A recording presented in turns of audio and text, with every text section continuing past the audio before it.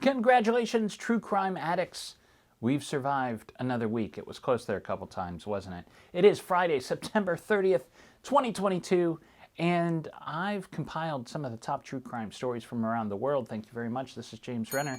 There's the seal of approval. Now, some people pointed out to me this past week that the Obsessed Network and Patrick Hines, a friend of the show, although he doesn't answer my love letters anymore, also uses a bell. They call it the garbage bell, and they ring it anytime they talk about garbage people. I guess it kind of fits. We're all garbage. I'm garbage. So I'm going to keep it. But it's just kind of a ringer for name rec. I don't know. I'm teaching you like Pavlov's dog, I guess, but I like it. Anyways, thank you for joining the show. If you're wherever you're getting it, wherever podcasts are sold or on YouTube. And thank you for the new viewers on YouTube. We've doubled in the last week, which is super exciting. So, subscribe if you're finding us for the first time, and we do this every Friday. Hey, some news at the top of the show. Don't forget, I'm going to be at the PNW, that's the Pacific Northwest, True Crime Fest next weekend, which is October 8th and 9th. I'm going to be there on the 9th on Sunday, so if you got to pick a day, pick Sunday. I'll be on a true crime panel with the likes of Greg Olson and Ann Bremner. It should be fun. Hope to see you there.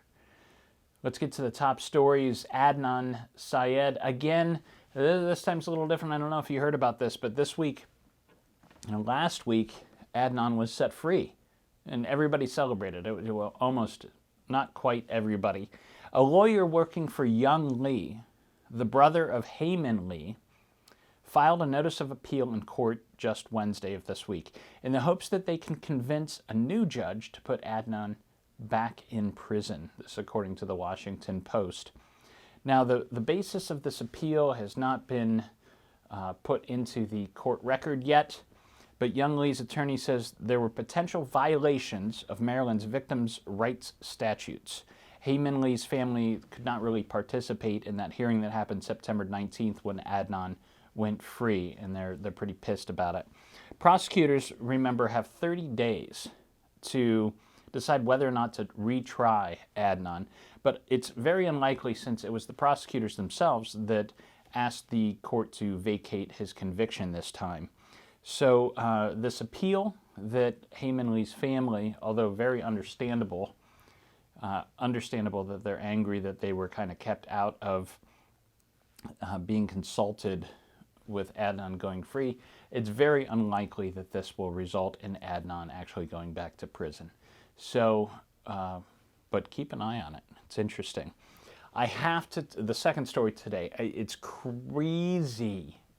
I don't know how I haven't heard about this. It's probably because we're in the States and far removed from Australia, but this is a big story down under, and you need to catch up on it because it is nutty. Have you heard about this Melissa Caddick case? Till today, I knew nothing about it. It's a crazy mystery that's still developing out of New South Wales, Australia, down there around Sydney. There's an inquest going on right now, which sounds like something out of the Salem witch trials, right? Inquests. We don't really do inquests around here anymore. But it's something they do in Australia as a way of gathering information on an unsolved case. Okay, first, Melissa Caddick. Melissa was a financial advisor and a brilliant scam artist. A flim-flam woman, a huckster, a shyster, some would say a ne'er-do-well. How often does she do well? Ne'er. The trouble with Melissa Caddick started right out of college when she listed fictitious degrees on her CVs, her resumes, her applications. She married a guy named Tony Caddick, had a kid. They lived in England for a time, and while they were in England, she told her husband she wanted to get back into the financial game and kind of relearn all that stuff. And so she said, hey, there's this conference in Switzerland I want to go to. So, she took some money for this conference, and then the husband later learns she didn't really go to Switzerland for a conference.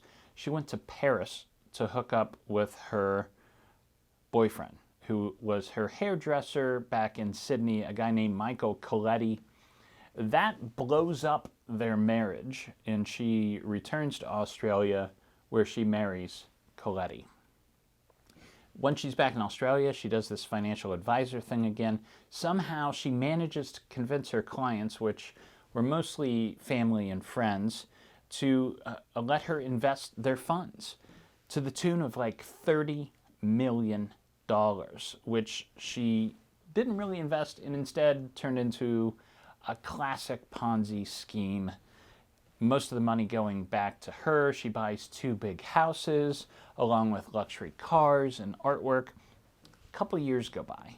Family and friends start to wonder, like, where's she getting all this money? Where's this coming from? It can't be from that money we gave her, right? The millions we gave her. All this time she's creating fake financial statements to kind of keep ahead of the game, show them that they're really earning money when they're not. And again, this is one of those stories where, like, some people just can't think ahead to the end game. Like, where did she see this going?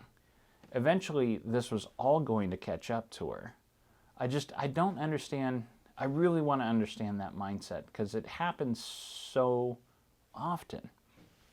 It baffles me. Anyways, of course it caught up to her. By the end of 2020, the Australian Federal Police were onto her. And on November 11th, they raided one of her big homes where she was at. She could be seen on police tapes in her home while they're searching and getting all this. They found hundreds of thousands of dollars in diamonds and jewelry, cash in different denominations. And she doesn't seem all that afraid. She doesn't seem all that surprised. She plays it cool. The next day after that raid, they don't arrest her. The next day, she disappears, vanishes off the face of the earth. Her son says he heard her leave around 5:30 a.m., figured she was going out to exercise. She's one of those people that seems to be an obsessive exerciser. You see pictures of her. She's real buff. That's usually hiding some sort of mental thing that's going on. That's a way to alleviate that. Self-medication in a way. Anyway, she left everything behind, including a cell phone. It vanished.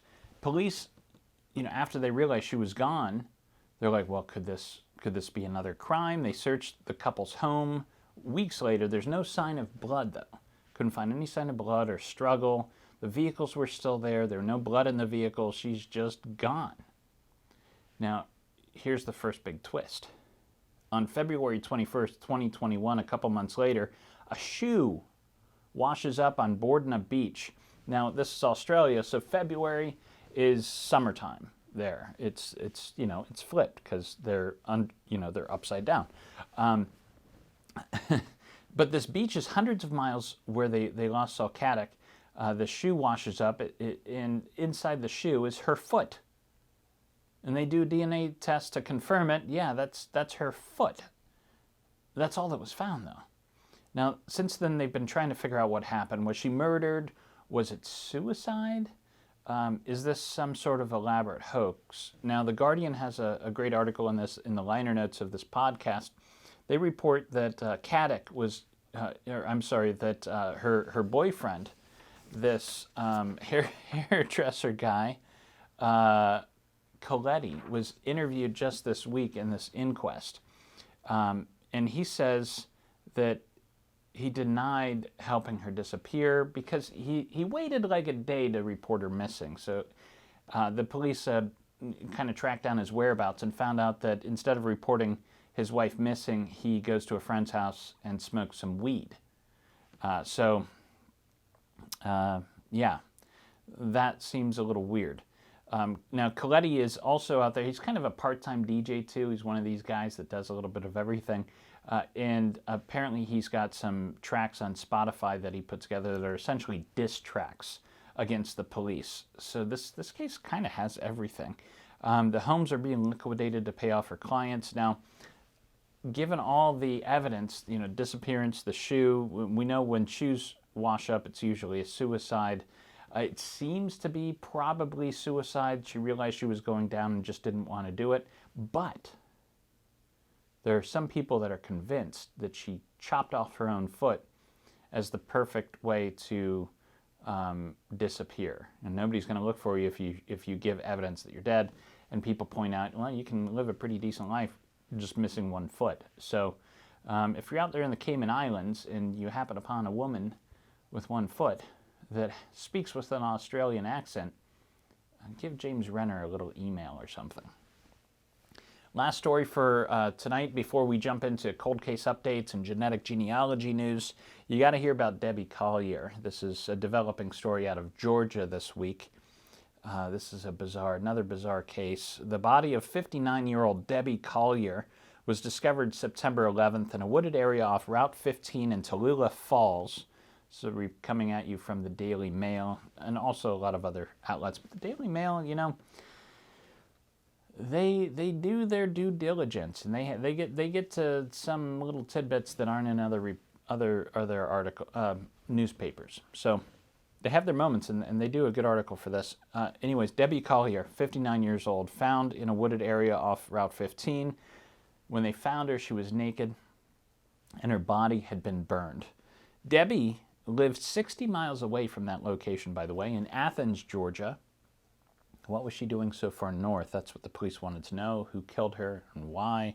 They're still trying to figure this out because the weird details that have come out since her disappearance and murder. So here's the deal. The day before her body was found in Tallulah Falls, Debbie stopped at a Family Dollar in Clayton, which is about 12 miles further north in Georgia. And so they have the security footage, and she appears calm, and the cashier didn't notice anything strange. She's by herself. She buys a torch lighter, a blue tarp, a poncho, and a red tote bag. Shortly after leaving that store, she Venmos her daughter, Amanda, $2,385 and sends her a message that reads, quote, "They are not going to let me go. Love you. There's a key to the house in the blue flower pot by the door." And nobody can make sense of that. Is it legit? Who are these people that will not let her go? The police say there's no signs of kidnapping here. They think it's something else. But what the actual F, you know? Amanda, her daughter, is 36 years old. She lives with her boyfriend, Andrew Gigerich, who is an MMA fighter. And last May, police were called to their home after Amanda called 911. Said Andrew had broken into the house and beat her up. But then Amanda is arrested for falsely reporting a burglary because Andrew at the time was living there and had access to it, so it wasn't a burglary. But then Andrew is arrested again in 2021 for violating a restraining order for Amanda when he showed up at her house. But then they get back together. Andrew allegedly had written a note that said, "If you or your family ever come near me again, I will hurt them." Debbie herself was married to a man named Steve Collier. And neighbors say the night before she disappeared, they heard fighting and screaming at their home. So what in the world? How do all these pieces come together? It just shows you that, you know, people that seem like normal average citizens, we're all onions, right? We're all onions. We have all these layers. When you start peeling them back, they look fine on the outside. You start peeling them back, you find some dark spots in some of us. So I don't know what's going on there, but the answer should be surprising, no doubt. Hey, we're going to take a real quick break. But when we come back, I have some cold case updates you're not going to want to miss, some genetic genealogy news, and we got to talk about this Gabby Petito thing happening on Lifetime. I'll be back in 2 and 2. And we're back with Automan, starring Chuck Wagner. Hey, as always, we have helping out with the show. We have Walter manning camera. Say hello to everybody, Walter. All right. Thank you. Cold case updates. 70-year-old James Krauseneck was found guilty on Monday for the murder of his wife more than 40 years ago, according to Oxygen.com. Now, this case is compelling, but it's entirely circumstantial, so I really hope the jury was right on this one.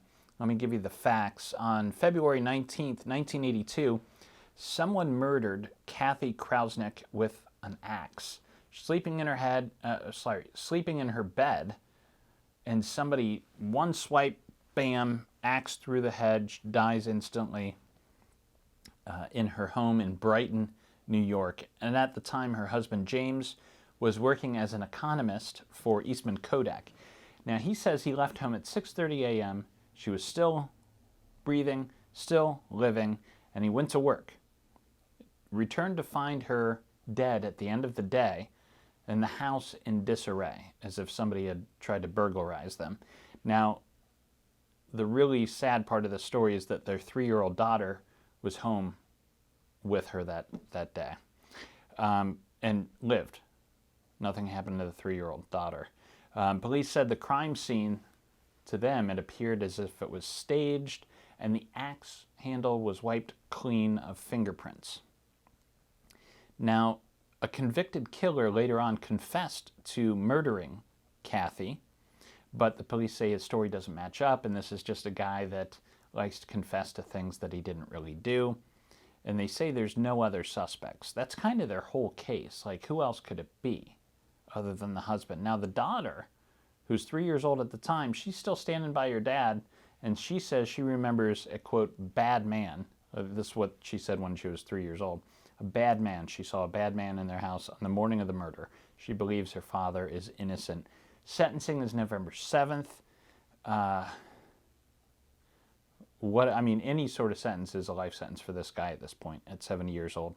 No sign of any sort of violent offense since then. So it's a weird one.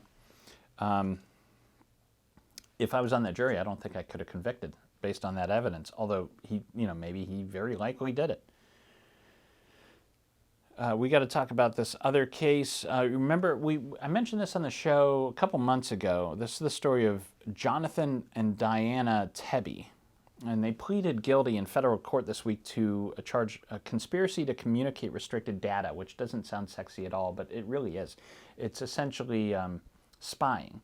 We're talking about espionage here. They got caught trying to sell documents about nuclear warships to a foreign country. What foreign country? They're not telling us. Jonathan was working as a U.S. Navy nuclear engineer, and he put documents on a flash drive, and then he put that flash drive inside a peanut butter and jelly sandwich, and then he left that at a dead drop. And his wife, Diana, is working as a lookout when this is happening. Really, what they were doing, though, was communicating with a U.S. agent that was working undercover and pretending to be an agent of a foreign government. It's a sting. Earlier this year, a plea deal was rejected by the judge. The prosecutors in this case tried to enter a plea deal that called for 12 to 17 years for Jonathan and just 3 years for Diana. The judge called it, quote, strikingly deficient. Damn right it is. I very much a progressive liberal. I'm all for reform and smaller sentencing. This is probably my only exception, is espionage and treason. I think with that, you don't need to lock them away in like maximum security where they're going to die, at the hands of other inmates or anything like that. They're not violent offenders. You can put them in kind of that club fed type of prison, but they should never enjoy freedom again because they were going to try to take it away from all of us. I mean, this could have gone very poorly. So, and by the way, as you can imagine with the Jonathan and Diana, their names, they're just a couple. They're a white couple. Imagine if they were Muslim. Would anybody be letting them off at 3 years?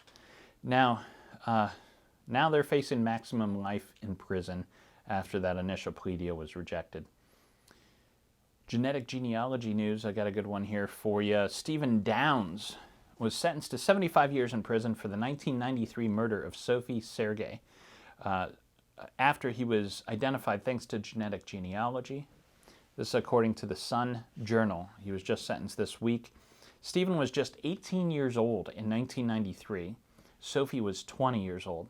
Stephen was a freshman at the University of Alaska Fairbanks, living in the dorm where Sophie's body was found in a bathtub.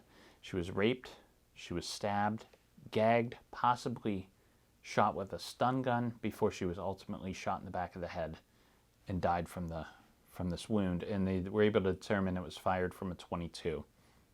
For decades, police had no leads, no suspects. Years later, though, police learned that a student in that dormitory, a guy named Nick Dazer, may have had a gun on campus. And they went and talked to him again, and they said, and he told them at the time that, no, it was his roommate, this guy Stephen Downs, who actually owned a .22 caliber revolver back then. So they started looking at Stephen, and jump forward a little bit. And by the way, they had semen from the crime scene. Now, pretty recently, Stephen's aunt had her DNA tested in one of those family tree genetic genealogy, not, one of those. And the genetic genealogist got a hit. And it said, hey, the DNA from this semen is related to this, and it's probably her nephew. So they went and found all of her nephews, found that Stephen was at that dormitory, and then they went out and, of course, got a fresh sample. It matched. Defense said that any sentence more than, this is what his defense attorney is saying, or said at the sentencing, said any sentence more than 20 years might as well be life for him. Stephen has kind of let himself go. He's over 400 pounds. He has high blood pressure. And this was their argument, that at the time he was 18 years old. He was from Maine, going to school in Alaska, more than 4,000 miles away from home. There were long winter nights. He was smoking lots of pot and drinking. And they believe that what happened was some sort of psychotic break. Very possible, but doesn't get rid of culpability there. But man, you end your life at 18. That's very sad. And normally we go into some weird news now, and this is kind of weird, but I think it's worth noting just because of the dilemma that we're facing with this case. Remember that actor who played Rodney James in Diary of a Wimpy Kid? If you have kids, they would have watched this movie a couple years ago. Well, anyways, the kid, he's about to go to prison. He's going to serve a life sentence for murder.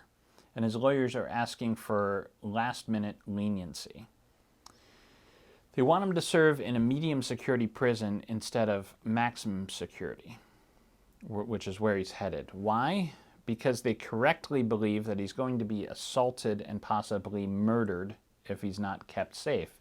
Look at the kid. He looks like he's 17. He's about 100 pounds. This is a quote from his lawyer. We don't send people to prison so they can be punished by other prisoners. And this kid is not going to survive in maximum lockup. We all know that. So we're not, it's Canada. They don't want to give him the death penalty. Anyways, he's convicted of murder after killing his mother. He shot her in the head. Then he loaded his car with guns and was headed to Prime Minister Justin Trudeau's estate to murder him. And he had second thought about mass shootings. He eventually drove home, was arrested. Let's go out on a limb here. I think, I'm no professional, but this seems like a mental health issue more than anything else. And I really hope this kid doesn't end up in max prison up in Canada. Going to pop culture, we got to talk about the Gabby Petito story that's premiering tomorrow, Saturday, on Lifetime. This is just bad timing, and I'm going to predict that they pull this show either before the premiere or shortly thereafter. There's such a call on social media to get rid of this, especially in light of the premiere of that new Dahmer series, which could be argued that you're showing it from some of the victim standpoints for the first time, but we don't need another Dahmer story just to capitalize on this true crime movement. And the Gabby Petito case, it's like a year old, if it's not even entirely finished through the courts. I think the families are still involved in some sort of suits or whatever, but there's certainly no sort of journalistic angle to that. It's simply entertainment. And that's the thing. There's this big call to reform true crime right now.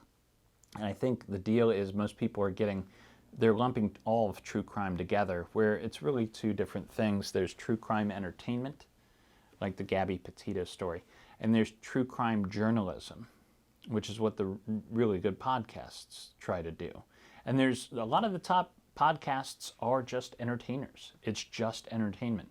But the good ones are still journalism. So you gotta, if you're looking to reform the entertainment side, and this is definitely that. Here's a weird little thing about the Gabby Petito story that I learned today. The director is Thora Birch, which is just odd. I didn't know she was a director. She's that girl from American Beauty, way back when, the child actress. So that sucks. Let's check the charts. Before we get into the actual charts this week, just about, talking about the meta of podcasts, if you're interested in inside baseball. There was a report issued by Time this week about podcasts that are using deceptive advertising to get automatic downloads for their podcasts and game the system. Specifically, what they do is they put ads on video games, on app games, where you have to kind of click it to get through it, and then it triggers an automatic download. So you got to play the game fair, people, or eventually all that stuff comes out. Now, what's interesting this week is that the top spots on the charts have all shifted around a bit. For the last few months, it's been Crime Junkie and Morbid at the top. Not so today. This is interesting. They're still in the top 10, but the number one spot is Internal Affairs, this new podcast, and it's through NBC Dateline. And by the way, number 2 is Dateline itself, the podcast. So Internal Affairs is new, and here's the write-up. It happened on a frigid winter night. I'm going to try and do my best Keith Morrison or Josh Mankiewicz. It happened on a frigid winter night. First, a sudden moment of terror. Then, a frantic search to find a costumed killer. Internal Affairs, Dateline's next original podcast series, takes us to northern Colorado and into an obsessive and deadly romantic affair, reported by Josh Mankiewicz. It's a story about bad choices, a fatal attraction, and men and women who proudly wore badges at work while living lies at home. Oh my. And when the day of reckoning came, the people with the badges had to investigate their own. Internal Affairs. That sounds cool. And I'm a big fan of Josh Mankiewicz. He's a really decent guy. I got to talk to him a little bit at last year's Crime Con, and he's been up this way to report on the Amy Mihalovic case. Just a really decent guy. And number 4 is Bone Valley, this new podcast. Listen to the write-up here. I won't do my Morrison anymore. Bone Valley is a 9-episode true crime podcast. New episodes are available for free every Wednesday. In 1987, 18-year-old Michelle Schofield was found dead in a phosphate pit in Florida. 2 years later, her husband Leo was convicted and sentenced to life in prison. Seems like pretty open and shut case. Where's the podcast going?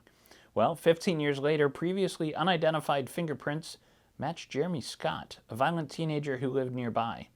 Jeremy has since confessed to Michelle's murder. Check out Bone Valley, and that's the news for this week, folks. And as always, we've survived, and we're entering into the weekend, which is always cause to celebrate. Every Friday we celebrate, and why? Because on Fridays we've gotta get